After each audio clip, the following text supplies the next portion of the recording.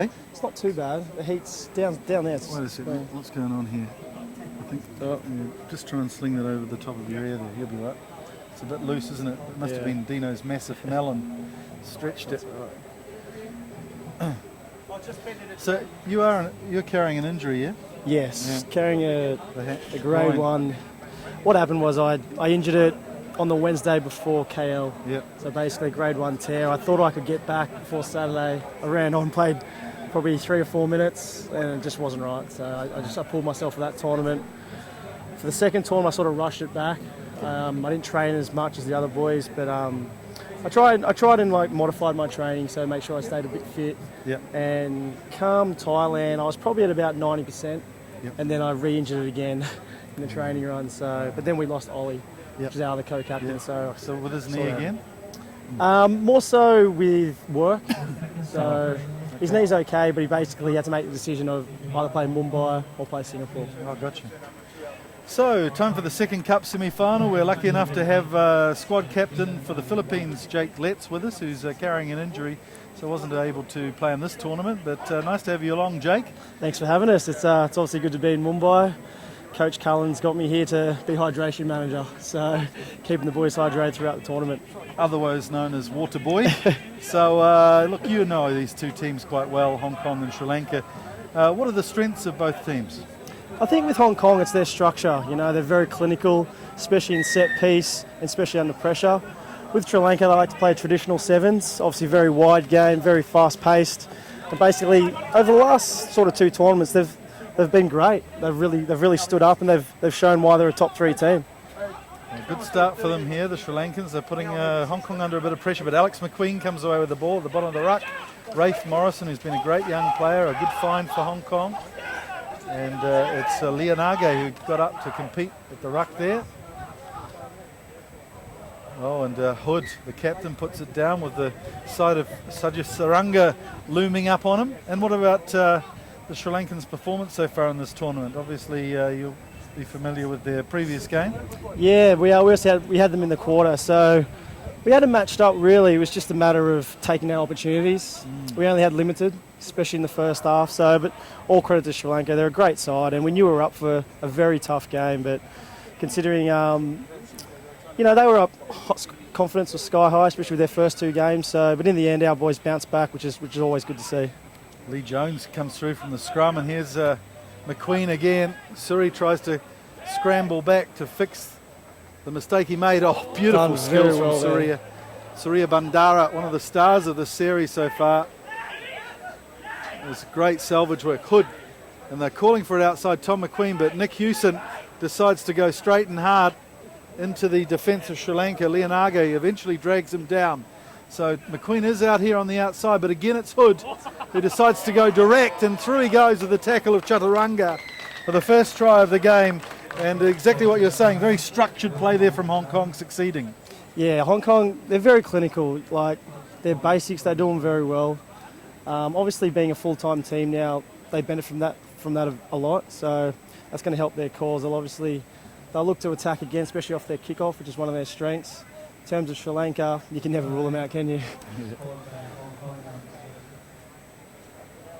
So, Jake, you were lucky enough for the last couple of seasons to play up in Japan as a professional player. Tell us a bit about your experience up there. Yeah, I was lucky enough to play with my brother at Kamaishi Seaways. It's a great experience for me personally. Got called in late for a halfback injury over there. One of their Jap boys got injured for a full season injury. So, I got the call, went over for the trial, and was lucky enough. We had a Kiwi coach actually, and he was happy with my performance for that week, and lucky enough to sign a 1-year deal there. So it's always great to play full time, especially in Japan. So language is a problem, not just with the Japanese, but also the Kiwi accent then, you're telling me, is it? Yeah, a little bit. Well, I remember out of my first game, actually, the Japanese were calling left and right, obviously in Japanese. I had no idea, especially being a halfback, it was always tough to adjust. So Hong Kong restart with one of those lovely towering kicks. This time it was Hewson who got under the ball, and McQueen cleans it up. Here's Vati, one of the leaders of the team, and again they get through a tackle. Some pretty horrible defence there from Sri Lanka. This time it's Saranga who's shown up. A little bit of pace there from Vati on the outside. Yeah, you can see there, obviously, with Hong Kong, their kick-off, just like Japan, very clinical. Sri Lanka tried to compete, but as again, that's where I think the full-time teams really benefit from is their training, and the restarts they're critical in this game. And Hong Kong and Japan, they really have that under control. So as you mentioned, you played at Kamaishi, which was one of the towns that was devastated by the tsunami. What was it like living in a town that was being rebuilt? Yeah, it was very eye-opening. Obviously, the devastation is still there.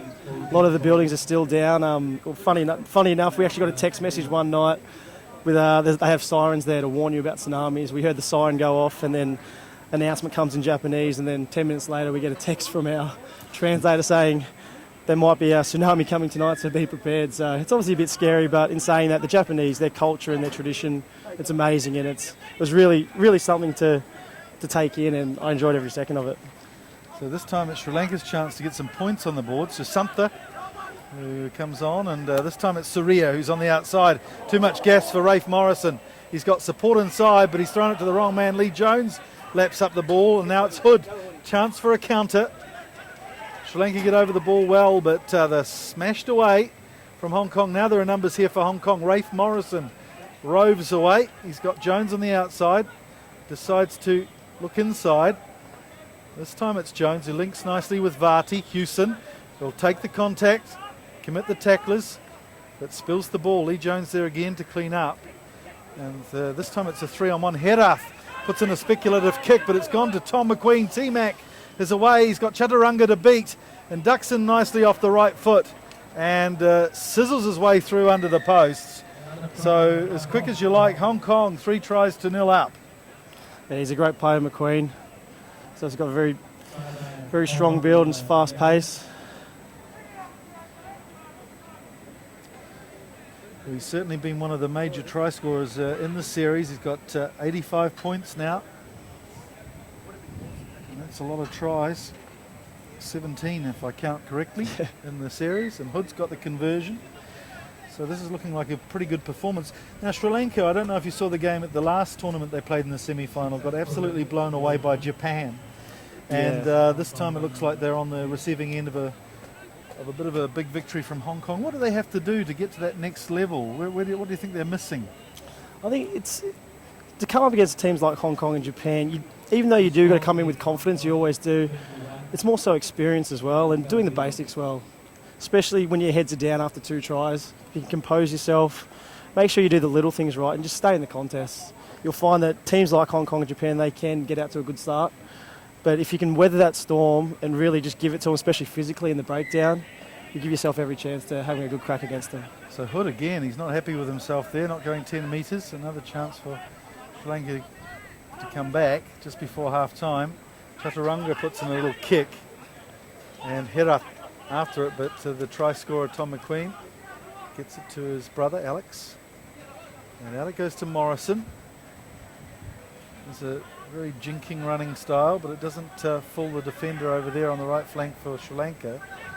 Tom McQueen, he decides to put in a kick, and there's a couple of chases here. It's Marija who'll get to the ball first. You've got Herath in support. Herath runs an interesting line that impedes Hood. And here's the amazing fleet-footed Surya Bandara. He's got Chaturanga in support, and Chaturanga will go all the way. He won't expend too much energy to jog in under the posts here. So it's one back for the Sri Lankans, and you can hear the support from the home crowd. The Indians, they've adopted the Sri Lankans as their team to support in this major competition. It's great to see so many locals here enjoying the rugby as well, Jake. Yeah, it always is good. With Sri Lanka, obviously, in open play, they're very dangerous, as they showed then. Credit to them, they've put up a great try there, leading into the first half, the second half. So, but good to see them finish off well. So just talking to Jake Letts for this Cup semi-final, that'll be 21-7 at half-time. Jake, obviously you try and recruit players from the world around for Philippines. Tell us a bit about that process. Yeah, it's been an amazing experience, especially coming from being one of the first players to be recruited. Myself and my brother, I was recruited at the age of 17, and my brother being 22 at the time. But being there from the start, it's seen an amazing rise in terms of finding our players. Ways we did that was actually through the social media. you find things like Facebook, and you'll find other players, especially around your local competition, oh, are you Filipino? Oh, you should come play for us. So, but in saying that, the amount of Filipinos around the world that play top-level rugby, it's the level is great. And obviously Dennis Gordon proved that. It's his first tournament now, so playing with us. And we've obviously got more guys coming in. You'll find in the next tournament we'll actually have a few of our league boys stepping back into our squad. The Philippines Rugby League team have their first comp in the Philippines starting next week. So obviously we support them, they support us. So it's always good to have new players come abroad. Very good. And tell us about your brother. What's he up to at the moment? Yeah, my brother's back in Sydney. So basically we both finished in Japan this year. He's back. He's back working. He's a mortgage broker. So basically, his work was lucky enough to give him 2 years off to play professionally in Japan. So basically, he's at that age where he had to make that decision where if he plays another year professionally, he risks losing his job, which he worked so hard for, obviously, straight after school. So, but yeah, he's doing well. He's obviously still got a couple of years left in him. We need him, especially for the 15s. So look forward to that, having him back next year. So there must be a bit of healthy competition between you and him. As you said, you're one of the first players recruited, and I think you've still got the record for tests appearances in the 15s realm, haven't you? So you'll be looking after that with all the young players coming in and challenging your position.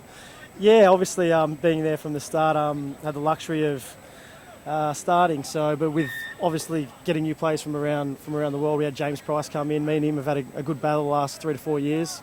He's obviously in Japan now. He's been there for the last couple of seasons. So it's always good to have depth in your squad. So you find it now that our starting 15 is very competitive and our bench is very strong. So it's always great to have. Varty gets to Alex McQueen, and Hood tries to get around the outside. It's Susamtha, but what a defender he is. Varty again. And he seems to be playing more of a pivot role now. Morrison. And yes, it is Varty at first receiver, so without Rimini, and Hood seems to have moved out. Here's Hewson, who really is a physical player, isn't he? He loves the contact and really commits the defenders. Hopefully that leaves space outside. On the blind side here, we could see that Rafe Morrison had a bit of a chance. But instead they go right, and it's Varty, who just pushes off for the defender, and good work. He's a pretty tough customer to tackle, Varty, isn't he? Very compact athlete. Yeah, he ran a great line there, just short. He recognised the hole, just went straight for it, backed himself and went straight through. He's a great little player. He's had a great year, obviously, especially for playing in the Barbarians team as well. His confidence is sky high, and it's good to see him back for the Hong Kong side. So Hood slots the conversion. So you guys had a good victory just over the Singapore team there, and so you'll go on to the plate final to play Korea, I believe, yeah? Thailand, actually. Thailand, oh. Yeah, Thailand got up, so it's our grudge match. We're 1-1 in the series, so obviously again in the plate final, our main goal was to finish in front of Thailand, and what do you know, we finished against them in our last game, so it should be a very good one. Oh, that'll be great. So good luck with that. I hope it goes well as we see Rimini on the field. Obviously just saving him for some finals time. And pretty much done for Hong Kong now with a handsome lead. Morrison has been such a good find for the Hong Kong team. Here's Jones again. Kwok is on the field. Varty again. So strong in the tackle. And Sri Lankans try to slow it down, but good work over the ball from Hong Kong. Now it's Jones. Good run from Lee Jones, normally a centre in the 15s game. And with a bit of space, looking good. Here's Morrison making a bid for the try line. Out it comes to the left. There's loads of numbers here. Rimini with a skip pass. It's Varty again. Can he get a hat trick here in this game? Yes, he can. Rowan Varty, scoreless so far in this tournament. Bags 3 in the semi-final. Good time to come into a bit of form. Yeah, he's a great finisher, Varty. You can always guarantee that he'll always take his man on. Right there, he did very well. Put the fend on and went straight in the corner. Another man who plied his rugby trade in Japan for a number of seasons with the Shockey Shuttles. Yeah, he was actually the Asian player before my brother. We found that out, that after Vardy's time at Shockey, my brother was the other Asian player to go in there. He's obviously got Mark Wright there too, I believe, from Hong Kong. He's the number 7. And funny enough, we have another Filipino that just went there this year, Ben Saunders. It's his first year there at Shockey, and he's only a young fella, and all credit to him, he's done very well to secure that contract. So 33 points to 7 now. It's quite a gulf, and so Sri Lanka will be left perplexed about what they have to do to win one of these cup finals. They looked so good in Thailand, and then came up against the Japanese in the semi-final, lost 52-5. It was a hefty defeat, and it's great to see the Sri Lankans doing well, but it just seems as though there's a hurdle they have to get over to get to the next level. Yeah, they've definitely been one of those teams that probably most improved this year, considering last year where they finished. But yeah, they've done very well, and they're obviously a formidable 7 side these days. Well, Kamshing gets over the ball there, Shalom, really well, and Rimini spots a gap inside. Lauer's on the paddock, and Max Woodward as well. So all change for the Hong Kong team as they've wrapped up this match. McQueen, Rimini to Dog, and he throws a pass that Lauer couldn't control. Good defence over the top from Sri Lanka, wrapping up Lauer, but they managed to recycle the ball, Rimini. So McQueen decides to put in a kick that probably didn't go as far left as he wanted it to. So it's Surya who gives the ball a little juggle, and away goes. Great player to have at the back is the Rover, and the crowd really enjoying that zigzagging run from Surya Bandara. Here's Susantha, who's got a lot of pace for a big man. Strong upper body and very fleet of foot. Susantha, have you ever been tackled by him? He's strong around the upper body, that boy. Not yet. I'm glad to say I haven't. I don't really look forward to that. But as you can see there again, Sri Lanka off broken play. They really are one of the best teams. They're so quick, so fast. They love to throw it in support. So the kick unsuccessful, 33-12. So do you hope to be back for the Singapore leg in 4 weeks' time? Yeah, definitely. For next week, I've obviously got a lot of rehab to do, but I should be back, considering, especially Singapore's been pushed back 1 extra week, so that's obviously good for me. But you'll notice we'll have a pretty strong side come Singapore. A few of our Japan players will be available, so that's always good. So yeah, come Singapore, I'll definitely put my hand up. Hopefully I get through all my hamstring issues. I wish you all the best for that as we wrap up the final seconds of this game. Into the last minute. There's Kumara. Puts in a very nice restart. It's Lawa who gets underneath it though. Oh, it's a big tackle and maybe a little high. Yes, the referee's got his arm out. And Vati takes it away. Finds Rimini on the inside. Good pass from Rimini, such a good distributor. Alex McQueen, who's played virtually every minute of this tournament so far. He's got a great work rate. Here's Liu Kamshing. Can't get the pass away to Rimini, and Woodward gets ball and boot at the same time. And referee Taidzo may take a look at that tackle from earlier. A little discussion, I think, with the assistant referee. So have you enjoyed your time here in Mumbai, Jake? It's been great at the Bombay Gymkhana, hasn't it? Yeah, it's my first time here, obviously, in Mumbai. I wasn't here last year, but it's always an experience coming to India. We came here, I think, for the 2010 Asian Five Nations when India held it. We were actually in New Delhi at the new Commonwealth Games Stadium. But yeah, it's always good to come back. A few of the boys went for a walk last night, checked out the city, but as you mentioned, the country's great in terms of culture, tradition. It's always good to visit countries, especially around this region, so it's been great.